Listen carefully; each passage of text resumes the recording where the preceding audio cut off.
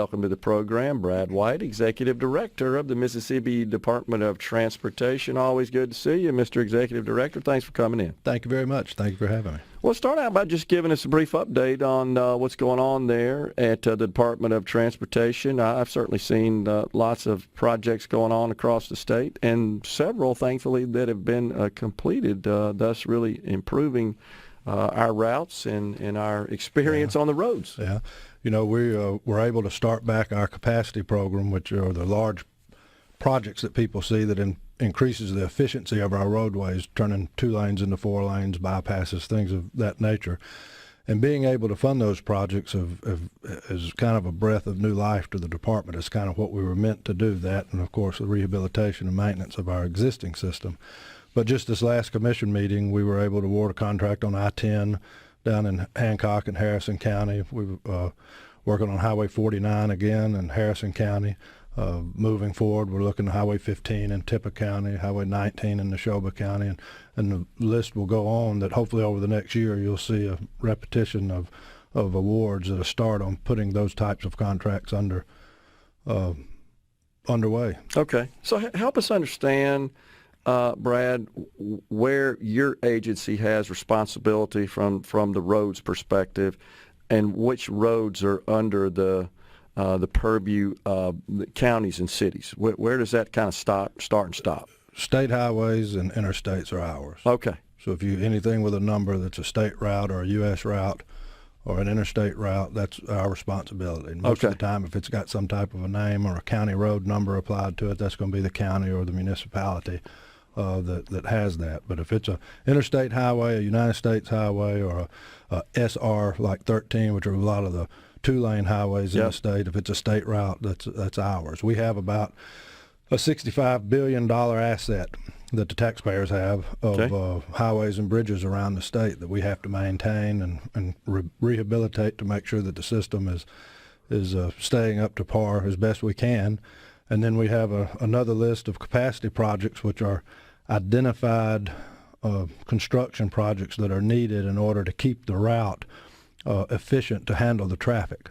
Okay. And, that needs list probably exceeds $7 billion at this point. Okay. I think it's always good to discuss just kind of the economic model of the Department of Transportation, primarily the funding sources, some federal, some state from our fuel tax. Yeah.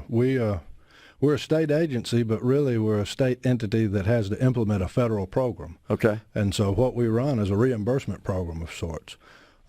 We have a partnership with the Federal Highway Administration. Congress authorizes them every 5 years and sets what their budget will be in each of the 50 states.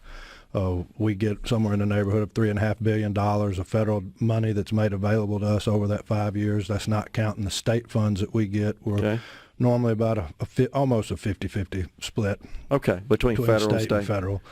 But the way that what we do works is we spend our state money up front doing the maintenance or the construction or whatever the need is at the time, working with the Federal Highway Administration to make sure that we're doing it to their standards and following their regulations, and then they reimburse us whatever federal portion of that money should be. Okay. So we try to keep around $160 million in the bank. That's kind of like the water in a river. It's not the same money today that it was yesterday or will be then. Money's constantly flowing out and flowing in. Sure.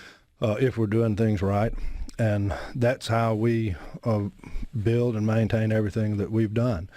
About 12 years ago, I guess it was, the former commission had to make the decision to stop all of the capacity projects, the bypasses or the 4-laning of highways or other things like that would help the flow of traffic move more efficiently and safely. Because of a funding breakdown that we had, there wasn't enough money there to meet our required maintenance on our existing system, and at the same time try to be forward thinking in the enhancements that need to be made to the system. Okay. And so they put a moratorium of sorts on those types of projects to devote all the money toward the maintenance of our existing system. But thanks to the last reauthorization of federal highway, Mississippi received about $1 billion extra of federal money made available to us over that 5-year period, which allowed us to divert about $115 million a year to those types of projects again to restart them. And the legislature has been extremely helpful in getting engaged in that program as well as the maintenance to try to put state money there, additional state dollars there, that would allow projects that were brought to a point where it was time to award a contract to go on and fund them and get them out of the way to try to get the conveyor belt of projects off and running. Yeah. So between the last two sessions, we've received somewhere in the neighborhood of about $800 million from the legislature outside of the fuel tax and federal things to try to help. But that didn't come out of the general fund, did it? No, this was a lot of the surplus. It was a lot of the extra money that the state had by virtue of just prosperous times, I guess you'd say, economically. So it's just a cash transfer, essentially, right. a balance sheet transaction. And I think they were smart in how to do it since it was one-time money. They were like, well, we're not going to just put one-time money on a reoccurring expense that we're going to have, but we can put one-time money on a one-time expense and try to get these projects built. Okay, gotcha. But I know sooner or later good times are going to fade away to the point that resources are going to be a little more scarce. And so hopefully we'll begin this next session with a conversation about what does the funding model need to look like to make sure this core function of government is properly funded to deliver to the taxpayers what they need in the way of infrastructure, but do so in a financially responsible way as well. Gotcha. So what about the next legislative session? What are you going to be talking to them about then? Well, I asked for three things when I met with the lieutenant governor the other day. They were kind enough 2 years ago to refrain from earmarking our federal program. And the importance of that is, again, playing this reimbursement game or the implementation of the federal program. Our staff does a really good job of managing those different buckets of money that come down from the federal government and making sure that we're maximizing the use of the federal dollars in a way that when left unencumbered, we get to the end of the fiscal year and we have enough money then to ask for additional obligation authority, which results in additional money. Okay. And when the legislature in previous years would earmark that program, it would remove that flexibility. So it would hamper our staff's ability to play the shell game in the most strategic of ways to where we could take advantage of asking for additional obligation authority at the end of the year. 2 years in a row, though, that they've refrained from doing that, we've been able, I believe, to prove that that was a wise decision on their part. And this year we were able to request from the feds and receive another $100 million roughly of obligation authority, which will result in additional federal dollars. Second, I've asked them to keep my authority there to continue adjusting salaries within the department. That was something that hit us in a bad way, and that salaries had not been adjusted in years, and we were losing people. And the importance of that to the taxpayers is those are the positions that when there are potholes or guardrails that need fixing or any type of routine work that you would have from a constituent services standpoint, or clogged culvert, anything like that, these are the teams of people that are dispatched around the state to do that work. These are our first responders that when tornadoes are there or hurricanes are there, these are the people that are clearing the roadways so the ambulances and the police and everybody else can get through to the folks that need those services. And when I became director, I think our starting pay was right around $18,000 a year. Well, you can't provide for a family on that. And then on the engineering side, when the 87 4-lane program was passed, a lot of the pre-construction work, the roadway design, the bridge, those types of things, we were able to do it in-house. And we were able to do it at a lot less expensive than some of the consulting firms that you'd have to farm it out to. Now, due to the reduction in staff and the inability to maintain staff, we probably spend $70 million a year on consulting firms to help us do what the department used to do themselves. So paying a competitive wage for us allows us to build a team of people that can do the work in a way that is at a cost savings for the taxpayer, and I believe that we've been able to show that as well over the last 2 years. Okay. And then the final one is just reoccurring revenue. The one-time money is great to have, but it's no way to run a construction program, especially when your federal model is one of reimbursement like that. And identifying some stream of revenue that we can count on is going to be pivotal in our ability to move forward. And I think that can be accomplished without raising taxes if done right. Okay. Because, in fact, if you can hang around, we can dig into that a little bit further. Sure. We got Executive Director of the Mississippi Department of Transportation, Brad White. The subject, Brad, comes up a lot about increasing the fuel tax that there's been talk about a ballot measure to do that. It's been discussed extensively in our legislature. Last week, Commissioner Willie Simmons, who's the Central District Transportation Commissioner, was on Mr. Gallo's show, and he, as he typically does, he called for an increase in the fuel tax. Now, it is fair to point out that ours is the second lowest, I believe, in the nation. Only Alaska, last I checked, is behind Mississippi. At what are we, 18.7 cents? State, yeah. Is that right? Okay. That's right. And I think California is almost 70 cents on the other end of the spectrum there.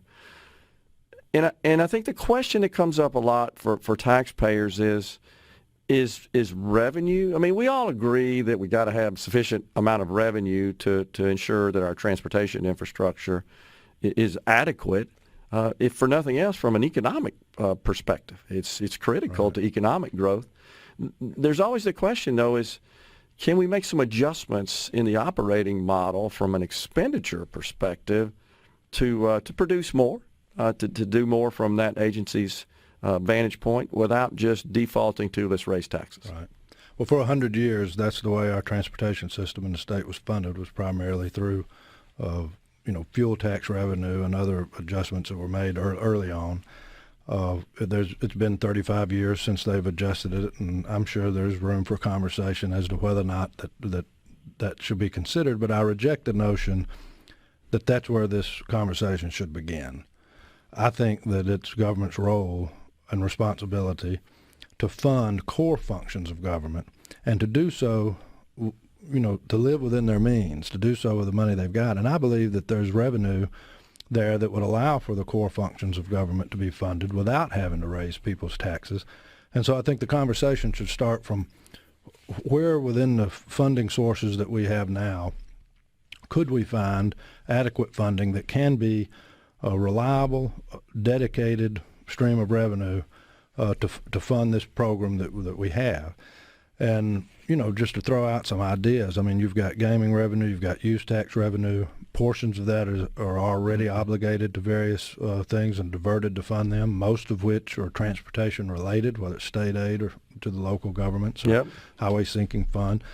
I don't know why you wouldn't look at some of the unobligated portions of those types of funds before they would go to the general fund and say, well, why don't we look at diverting those funds into these specific purposes to fund this core function of government. And it would generate, I think last year, the unobligated portions of those two funds were close to $300 million, that plugs a pretty big hole.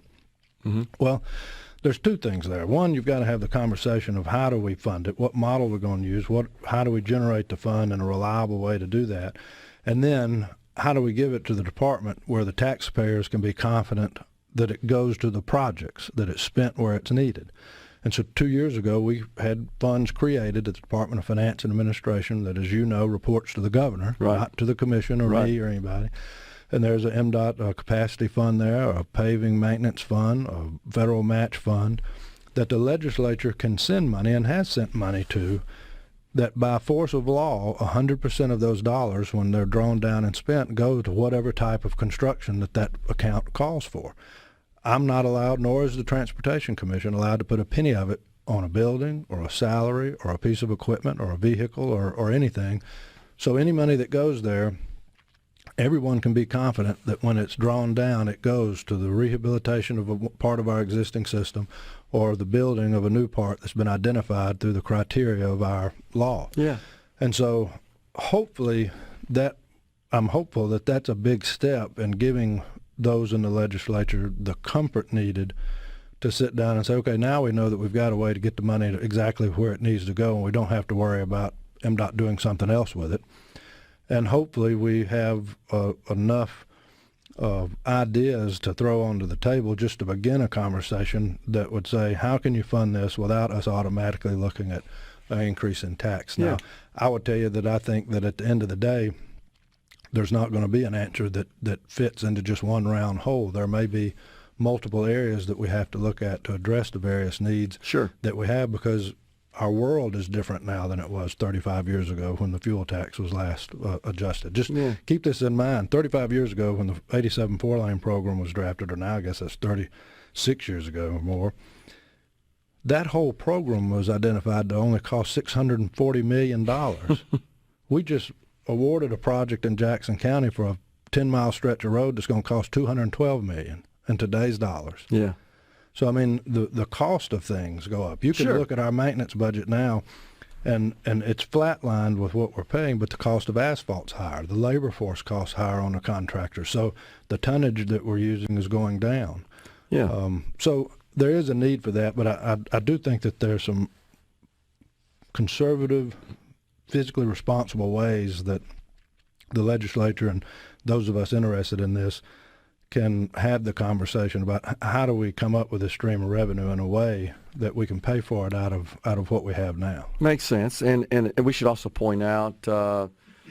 Executive Director, that if you designate these pots of money accordingly by statute in particular, that's subject to audit by the auditor. Mm-hmm. So that money has to be spent for that express purpose. It can't be spent. And if it is, then there's a problem, That's obviously, exactly that would right. result from the audit. So you've got to check there, and that's the only point exactly I right. want to make. It doesn't end up being a black hole slush fund, which is always a risk. And so I like the idea. Right. And keep in mind, it still has the interface with our federal program. Yeah. So the Federal Highway Administration is still watching how the money's Okay. spent to make sure that it's being spent in accordance with their regulations and their standards and their rules. Makes sense. So just because it's state money doesn't mean that the commission has the ability to do whatever they want to with it. We still have to build things to a standard that's required by the U.S. government. Makes sense. And it's similar to the way lottery proceeds are allocated. As you right. know, we got the first $80 million goes to the State Highway Fund.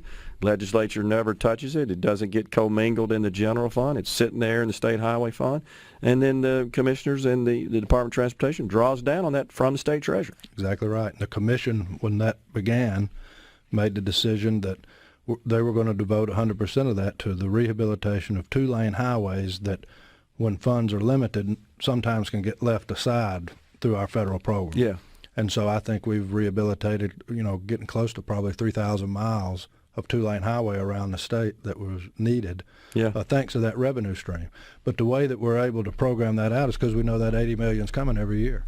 Very so good contractors are able to build out because of it. We're able to plan out. You can't run a major construction program on just one-time money. Yeah. And so the good news is, though, that everyone under the Capitol Dome has shown, kind of the old saying, they put their money where their mouth is, that they're supportive of infrastructure improvements. Sure. But they want it responsibly. They want us to be accountable, which we should. And they want it done in a common sense way, and they want the product delivered to the people as quickly and as efficiently as possible. Sure. And the best way for us to be able to do that is with a dedicated, reliable source of income that allows us to plan and allows us to then work that plan. Okay. So is this something you're going to continue to discuss with the legislature? Absolutely. Okay. Absolutely. We've got great partners. Senator Branning from Philadelphia, Jennifer Branning, has been just the strongest advocate that you could ever ask for infrastructure. I would agree. We look forward to working with Representative Massengill, who was vice chairman of the committee the last 4 years and is one of our leading supporters on the House side. Both the Speaker designee, Jason White, he was in every meeting that I ever had with Speaker Gunn, about our needs, and was always supportive in trying to do it. He'd hold you accountable. He'd want it done in a common sense way, but he was always supportive. And, of course, Governor Hoseman, we talk almost on a weekly basis. It's always on the forefront of his mind and trying to address those infrastructure needs, again, in a way that requires the department to be accountable. So I feel like there's an opportunity there for those types of conversations, and hopefully we can provide, from the department standpoint, enough common sense ideas to at least start the conversation. And then where it goes from there is up to those that have the power of the pen. What about the massive infrastructure bill passed at the federal level? I think $1.9 trillion, if I'm not mistaken. Do you have a feel for how much of that Mississippi will receive, and is that money starting to flow? Keep in mind that there was a lot of confusion around that bill because the part of that bill that was important to MDOT, that was the part of the bill that Senator Wicker was involved in, was the reauthorization of the Federal Highway Administration. About that, yeah. So that was $3.5 billion for us, and it was phenomenal. Without it, we would not have been able to meet all the things that we've been able to do. So a lot of the rest of that that was fluff, really doesn't deal with the Department of Transportation. I got you. But the part that was dealt with the Federal Highway Administration, I don't know what we would have done without it. Okay. I mean, it was a really good part, and it was the part that made common sense. Anybody that looked at that portion of the bill would have liked what they saw. Appreciate you clarifying that for us. Brad White, Executive Director of Mississippi Department of Transportation, has been our guest. Always good to see you. Thanks Always for good coming to see in. you. You have a Thank Merry you. Christmas.